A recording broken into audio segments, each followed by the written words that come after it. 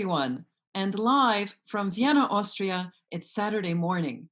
And a happy first weekend of Lent to you Orthodox Christians watching. And to those of you on your second weekend of Lent, well, a happy second weekend of Lent for you. Now, everybody, because we are on our first weekend according to the Byzantine Lenten structure, I want to talk about today's Saturday of St. Theodore the Tiro. Tiro meaning novice. He was a recent recruit to the military when he was martyred in the early 4th century.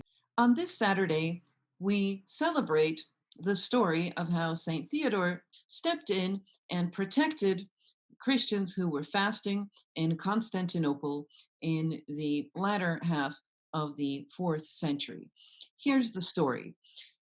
During the brief but ruthless and infamous reign of the Emperor Julian the Apostate, an emperor who renounced his Christian faith and embraced paganism, the Christians were fasting at the beginning of Lent, and Julian thought it would be a fun joke to sprinkle secretly, or have sprinkled secretly in the marketplace in Constantinople, all the produce, the vegetables and fruit that Christians were buying during the fasting period with the blood of sacrificed animals, so that unbeknownst to them, the Christians would thus participate in the pagan sacrifices, because to partake of that blood, to eat of it, was considered to partake in the altar, as St. Paul says, to be partners in the altar of the demons. So the great martyr St. Theodore the Tiro appeared in a dream to the local bishop, to the Archbishop of Constantinople, Evdoxus, that was his name, and said to him, have the Christians of your community boil wheat that they either already have in their houses, or you open your storehouses of wheat, because the Archbishop had lots of wheat, open your storehouses and distribute to the Christians of your church of Constantinople this wheat. Tell them to boil it, and this boiled wheat, which is called koliva from the home country of St. Theodore the Tiro, it was called thus, and tell them to eat this boiled wheat at this time while Julian is doing this. So that's what they did. That's why, my friends, we always have koliva boiled, that is the boiled wheat. Somebody prepares it from the parish and brings it to church. It's usually mixed with honey, nuts, raisins. It's made a little bit differently, from parish to parish. The priest blesses it, and it is distributed after Divine Liturgy on this Saturday.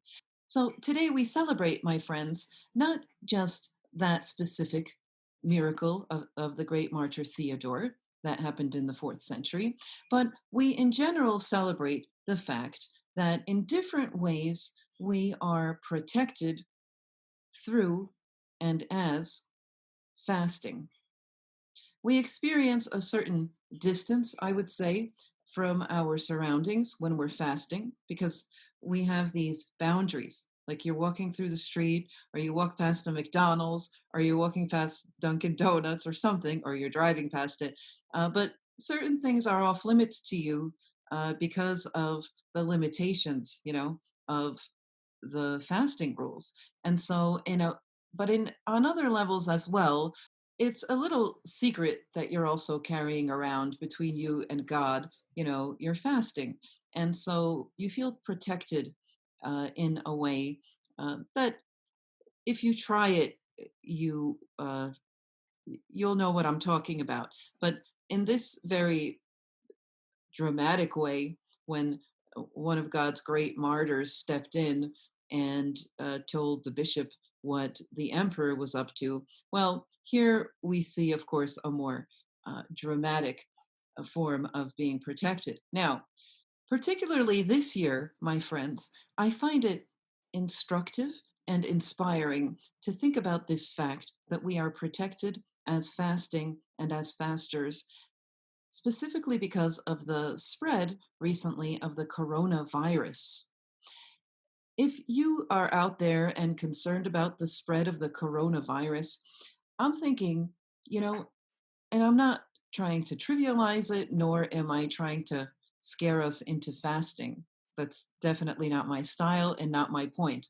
But I am thinking of an additional blessing of fasting when you read about the coronavirus, that it is passed on from animals to human beings.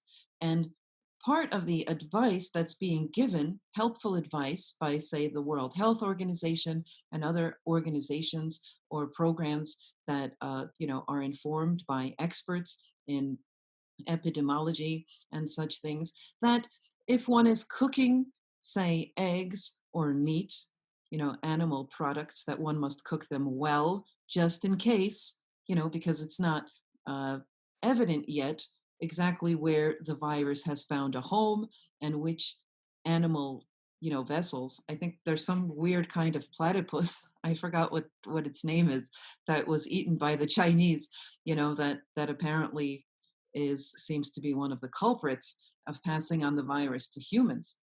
But anyway, my point is that because part of the Byzantine fasting rules is abstinence completely from any animal products, I just feel like a fringe benefit of that is that also you're less likely, I think, to, uh, be in one of the danger zones as for the possibilities of getting contaminated. Does that make sense to anybody? I'm just thinking about that the fasting period right now is has that additional fringe benefit. Now, another thing that experts say about this coronavirus is that the healthier you are, the less susceptible you are to contracting and also dying from the coronavirus. Of course, I know that everything is God's will, as my father told me when I was chatting with him. He's an elderly man, and I said, Papa, be careful because elderly people are more likely to contract the coronavirus. And he's like, Well, I am ready to go whenever God will take me because I accept the will of God. And I said, I know, just you don't have to get in trouble's way, when you don't have to. So anyway, I'm thinking this week again, my friends, about some healthy fasting. You know that we're trying to get our sources of protein and iron, even as we get a lot of healthy vegetables, right, in our diet. And I told you last week that I had prepared a big pot of the lentils, and then I made portions of the lentils. It's sort of like a mush, as it turns out. This is the color that those orange, I called them red last week, but the orange lentils are this color, and I make portions of about this size. I freeze them. As you see, this is now defrosted. I'm going to have these today with steamed vegetables. And I already prepared for next week. I think the table is shaking. Sorry, the camera is shaking. But I have cooked beans to change things up. This is going to be my source of whatever's in beans. Is it iron and protein? And I told you that I make uh, quite a large portion of steamed vegetables. Right now, they have asparagus in the supermarket. Here in my little supermarket, they don't have a large variety of vegetables, but I'm always glad when they suddenly have this green asparagus. It's the best. I love asparagus. I happen to have, in case you don't know what zucchini looks like, I have bought zucchini. And so I'm just sharing with you, my friends. I don't know if it's annoying that I'm talking about the food. Some people they have written to me that they like the food tips. All right. So as for the food tips, I want to add to, it's not a very original idea, but portion, you could, a portion of something like beans or lentils, you make a big pot over the weekend. You can then put it in these little plastic bags and freeze them. And then you just take out a portion. You don't even have to think that much about it. You keep things simple and you warm that up. Well, first defrost it. You warm it up. You have it with steamed vegetables and a nice salad. I make the salad with half an avocado so that it's not completely dry, and 2 tablespoons of the soy yogurt mixed with some seasoning or mustard, some soy sauce, something like this. Yes, and it's nice. The salad, is with I slice up some celery and radishes, lots of rucola, and put a few pumpkin seeds in there. I think that's quite healthy. It tastes good. You're not starving. And once a day, usually I have that once a day around 3-ish, in the afternoon, sometimes a little earlier, if I cave in a little earlier.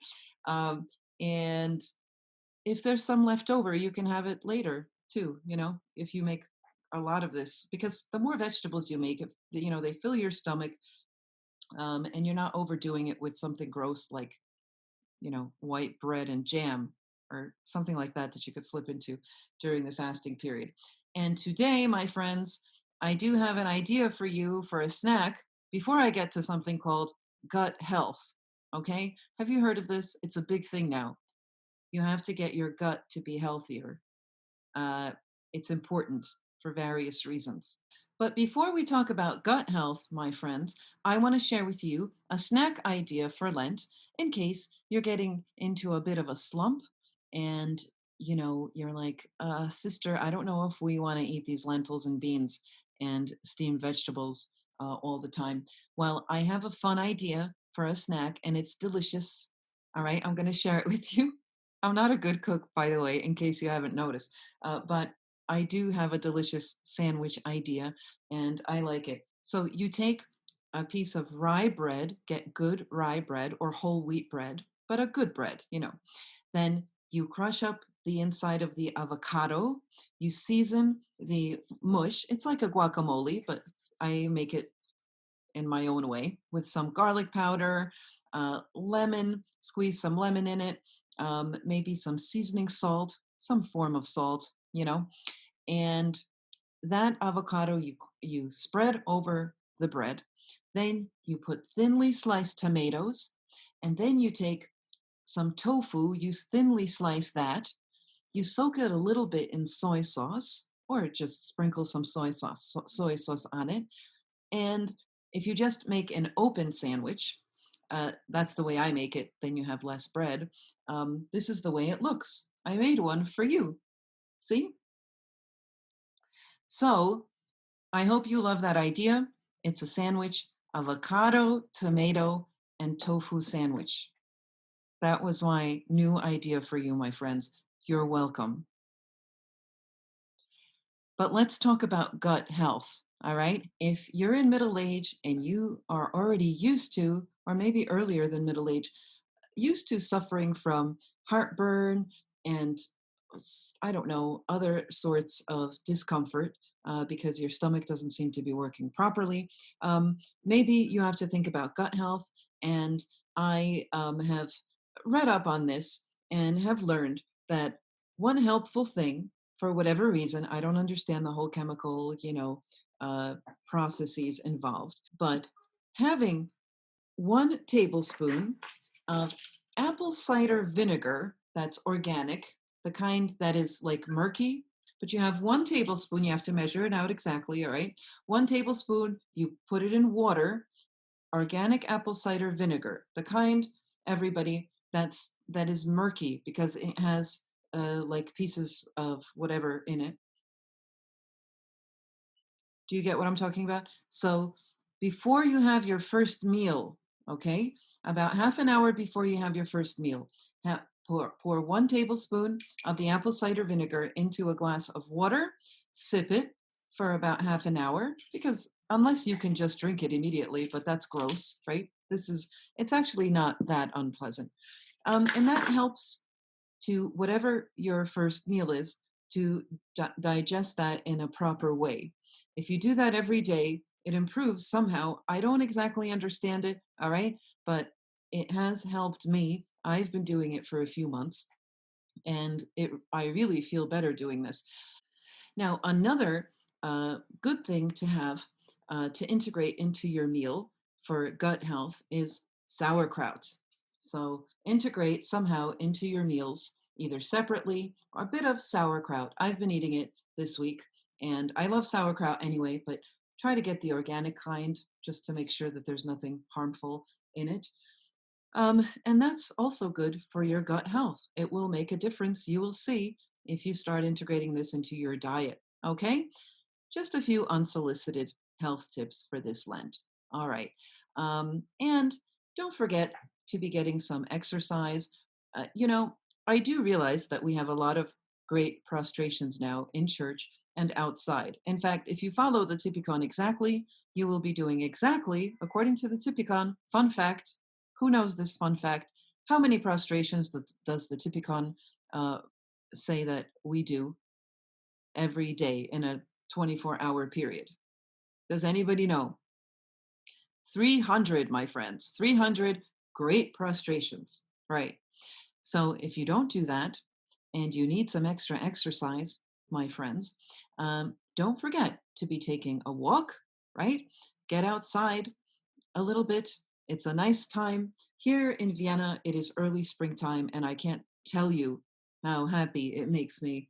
The fact that in our hemisphere, Lent coincides with this time of renewal with the springtime.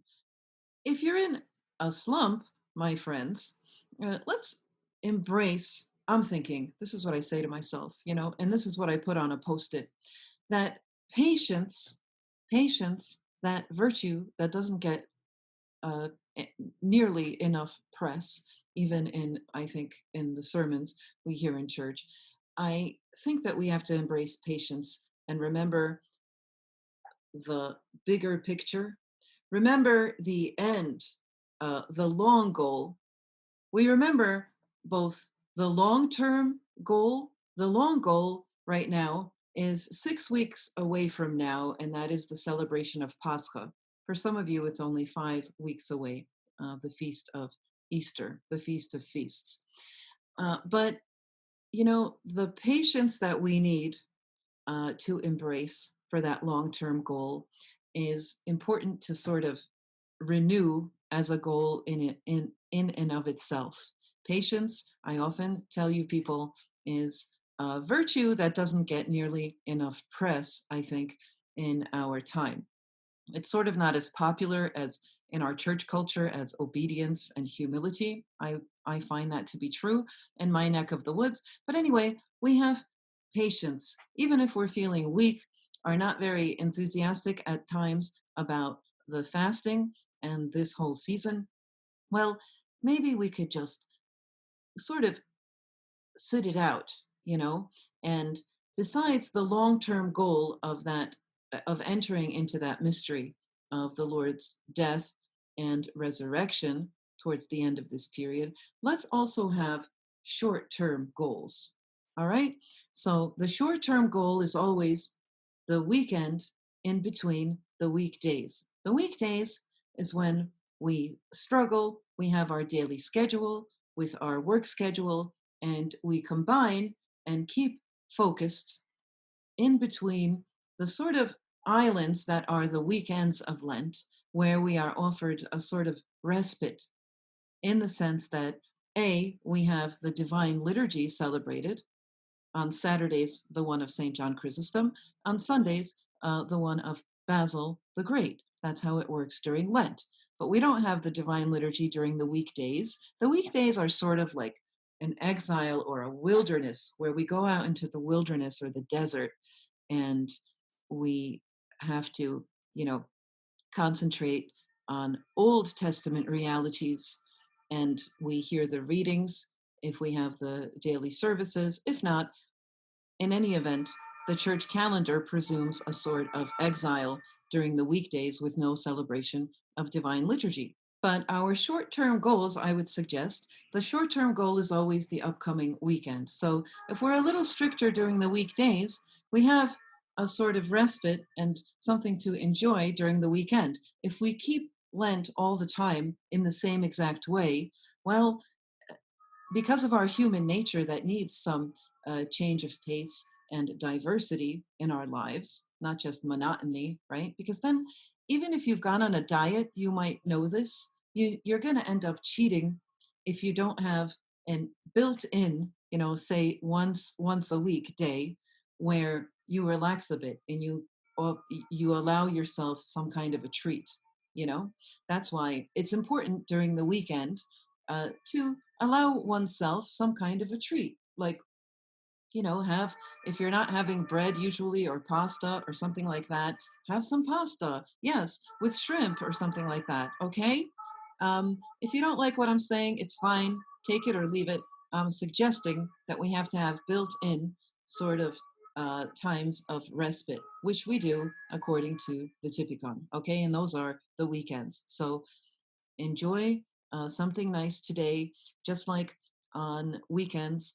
You can have a glass of wine with your pasta and prepare also during your respite, after Divine Liturgy, for example, on a Sunday. See that you have what you will need for the weekdays, that you could get back to business with your Lenten schedule during the weekdays. And then we look forward to the next weekend, right? That's going to be of St. Gregory Palamas. And the Saturday next week will be a memorial Saturday when we commemorate our dead. All right. So, with that in mind, I'll also mention that when we're in a slump, maybe we could also light like a scented candle. I have a few scented, is that what they're called? Scented candles. And I buy flowers. They're not expensive flowers, but to remind me of the renewal of Lent. And it feels nice. We want to also make sure our living space is clean and, maybe we can clean the windows or something, so do some spring cleaning to feel better and uh, be in the spirit of celebrating Lent, because Lent is structured like a great feast. It has uh, a long period of preparation or for feast. I like to think of it that way. The preparatory weeks of the Lenten Triodion. And, uh, it spills into an even greater celebration that is Pascha. But enough about those practical aspects of Lent and fasting. Let's talk briefly about tomorrow, the Sunday of Orthodoxy, my friends. Tomorrow is known as the Sunday of Orthodoxy, or the Triumph of Orthodoxy. It was the final triumph that we are celebrating in 843 over the heresy of iconoclasm. Those who had a problem with the tradition, the unwritten tradition of venerating holy icons, are known as iconoclasts. Probably everybody knows this. But one thing to remember about this, my friends, I'll tell you briefly the details of this event. In March of 843, I believe it was the 11th of March, 843, and it happened to be the first Sunday of Lent, the Empress Theodora, who was regent for her very young son, Michael III, uh, and together with the then Patriarch of Constantinople, Methodius, they processed demonstratively with holy icons after the last iconoclastic emperor died. He happened to be the husband of Theodora. His name was Theophilus, and he died at the quite young age of 29. So he died, and during his life, he was an ardent iconoclast, and so he wouldn't hear of any or see any icons, even though his own wife, Theodora, who was Armenian by birth, she was brought up in the tradition of venerating, not adoring as we do God, everybody. There's a difference. We venerate holy icons because they point to a reality, uh, the invisible reality of God, uh, whom we, of course, worship. But she was brought up in the unwritten tradition of venerating icons, right? And would hide that from her husband. Once in a while, he would suspect it. And actually, a lot of people in the imperial court were iconodules, but would hide that from this emperor. So he dies, and she is then able, as regent, because she was responsible for ruling instead of her son, who was very young, she restores the icons in the great church. So on March 11th, 843, she, with the young Emperor Michael III, the patriarch, all the people rejoicing because, the people were for the veneration of icons. That was very popular amongst the people. They processed from the famous church of Vlacherne, a church in honor of the Mother of God, to the great church of the Hagia Sophia in Constantinople, holding holy images. So demonstratively, this procession and entering with holy icons and restoring them inside the great church, that's what the great cathedral of the Hagia Sophia was known as, and is known as to us in the Byzantine tradition, restored icons there because they were thrown out by the iconoclasts. Now, you might ask, wasn't the Seventh Ecumenical Council before this event in 843? Yes, the Seventh Ecumenical Council, which also restored the veneration of icons in the churches, was back in 787. Whatever happened to the decision of that council? Well, there were two periods, my friends, of iconoclasm. Sorry if I'm insulting your intelligence because you know all of this, okay? And because I say it every year. Bear with me, my friends. There were two periods. Some people don't know, it's okay not to know everything, right? So there were two periods of iconoclasm. The first period was leading up to the Seventh Ecumenical Council, right? So that first period from 726 to 787. 726 was a year when an emperor named Leo the Isaurian uh, initiated this whole iconoclastic thing through an edict of his. So that was the first period. And then, we're not going to get into all of the gory details, but the council in 787 restores the proper veneration of icons. But then, for a bit, we have the Orthodox veneration of icons unbothered by anybody. But another Emperor Leo comes to power, and in 813, this Leo V, the Armenian, yes, the Armenian, he starts up this business of iconoclasm again, all right? Throwing out the icons out of the churches. Now, I want to point something out. I think you all know this. Are you still here with me? I don't know. I'm pre-recording this, as you may have noticed. So I don't know if anybody will stay through all this, but that's enough for me for today, everybody. I want to tell you that if you are in need of some inspiration for your daily Lenten journey, do tune in to our weekday podcast, Morning Coffee, all right? And tune in. We're doing a daily podcast. It's very popular. A lot of new people have signed up and covering where we are every day throughout the Lenten journey. So sign up on patreon.com/Sister Vassa.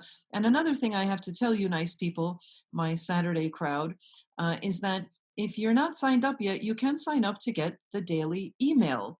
It's free, the daily email, and you get a bit of Lenten reflection on a scripture passage, okay, on some passage of the day that's being read in our churches, okay? It's a reflection on scripture or a reflection on a Lenten hymn. You get it daily via email. Just go to our website, coffeewithsistervassa.com, and sign up there by typing in your email address. Okay, then you'll get the daily reflection on scripture, and it's regarding all the time also the Lenten journey. And finally, we have two more places, only two places in our group of pilgrims for our upcoming pilgrimage to Jerusalem, my friends. So if you're on the fence, it is time to sign up for our pilgrimage to the Holy Land, May 21st to 31st of this year. So if you're thinking about it, don't hesitate and sign up, all right, while there is still room for you. That's it for me. It was lovely chatting with you, my friends, and I will talk to you next week.